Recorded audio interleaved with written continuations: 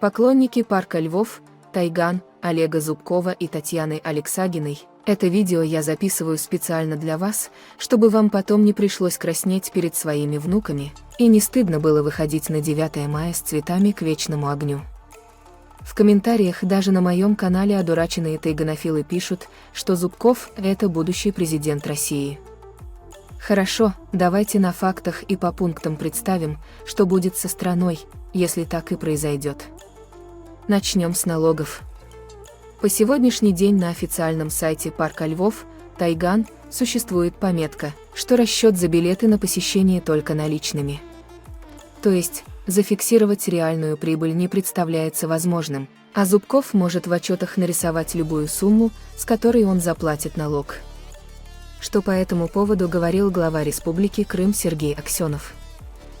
При этом человек, на мой взгляд, то есть абсолютно понятно, работает на то, чтобы продолжать дальше работать под черным флагом, скрывая истинные размеры своих доходов в данном случае. Ну, я понимаю, там есть вопросы, он в Португалии дом строит, еще где-то какие-то моменты. Однако в обществе, пытаясь прикрываться животными, распространяет недостоверную информацию о действиях органов власти. Плюс там результаты проверки налоговой, это уже установлено фактом. Только по июлю месяцу 2019 года скрыл выручки на 20 миллионов рублей. То есть по 500 000 минимум в день скрывал выручку, получая наличными, соответственно, деньги. Ну, понятно, дома в Португалии надо строить, там нет вопросов, то есть нужно, там человеку-то надо делать. Ну, не забывайте платить налоги. Господин Зубков забывает, то есть о данной ситуации, то есть и пытается представить себя как непосредственно кого-то потерпевшего.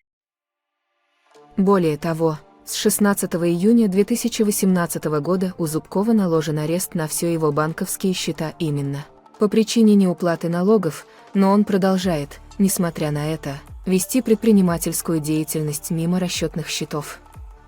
Поэтому, если Зубков станет президентом России, то налоговой системы в России не будет. Каждый из вас будет работать сам на себя.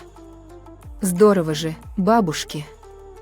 В Российской Федерации большая часть налогов расходуется на обеспечение безопасности страны, содержание военных, правоохранительных органов и госструктур. То есть при Зубкове, как президенте, все эти структуры будут распущены, поскольку содержать их будет некому и ни о какой безопасности в стране больше не может идти речи.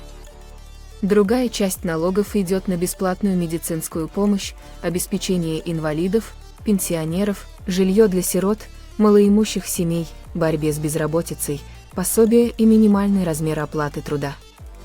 Всего этого в России с Зубковым не будет. Жить и лечиться наши пенсионерки будут на деньги, которые они смогут отложить со своей зарплаты. А какая же будет зарплата при Зубкове в России, если он станет президентом? Конечно, та, которую он считает достойной и платит своим работникам в парке Львов, Тайган. По данным, средняя зарплата в Тайгане была 22 200 рублей.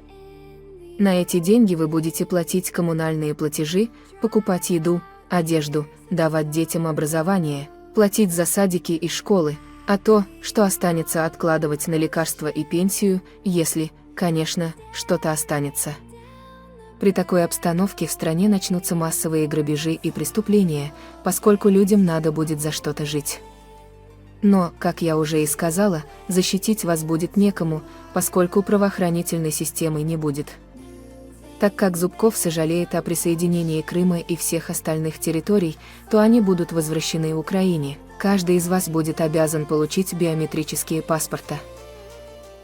Я и сегодня подтверждаю, что я действительно сожалею о том, что в 2014 году я так рьяно поддержал переход Крыма в состав России, не зная, какие последствия будут дальше для меня, для моих парков, что я пройду вот такой тяжелый путь, 800 судов. И я не отказываюсь от своих слов ни в одном пункте. Потом, когда пришла Россия гребаная, Россия гребаная, Россия гребаная, Россия гребаная. Чтобы вот не говорили там в кремлевских кабинетах, это все бла-бла-бла. Олег Зубков, известный как директор сафари-парка Тайган, в Фейсбуке написал, что Великую Отечественную войну лучше было бы проиграть. Лучше, когда немцам отдать нужно было. Пришла Россия гребаная. Немцы сегодня не позволили бы такого бардака. Не нужно нужно было 22 миллиона нашего населения ложить в эту Великую Отечественную войну. Пришла Россия гребаная. Это Германия.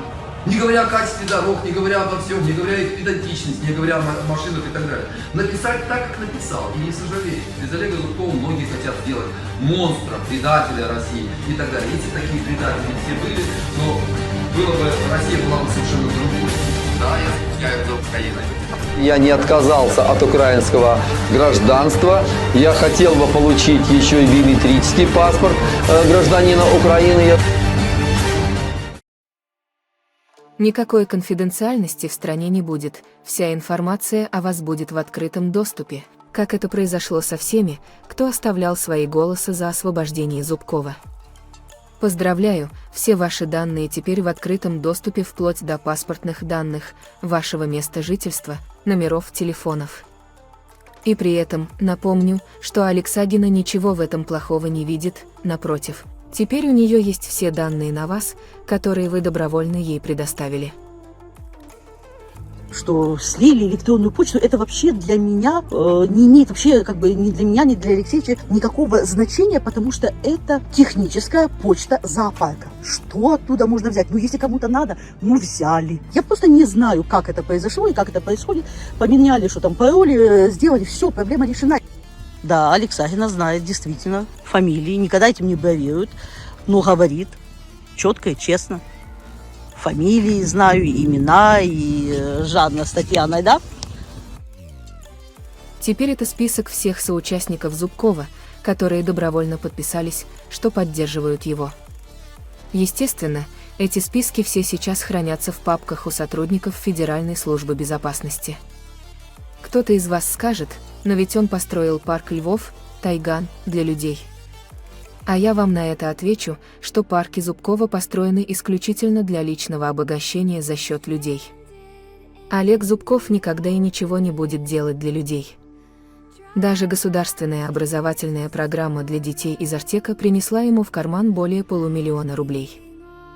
У Зубкова нет никаких льгот, он ни разу не оказал гуманитарную помощь нашим военным, не помогал никогда ни инвалидам, ни больным, ни пенсионерам, напротив. Он с вас вытянет последние через Алексагину и заставит вас покупать кружки, за свой счет кормить животных, присылать посылки, а он при этом будет покупать вертолеты стоимостью более 30 миллионов рублей, покупать дорогие автомобили, строить дворцы в Португалии и продолжать жаловаться, как ему трудно.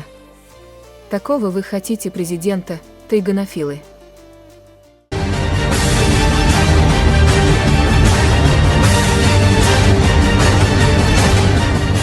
У меня есть все, что нужно у олигарха сегодня. Вертолеты, самолеты, я не знаю, там машины, счета, эти самые виллы и даже бизнес, действующий там, в том числе и строительный и так далее.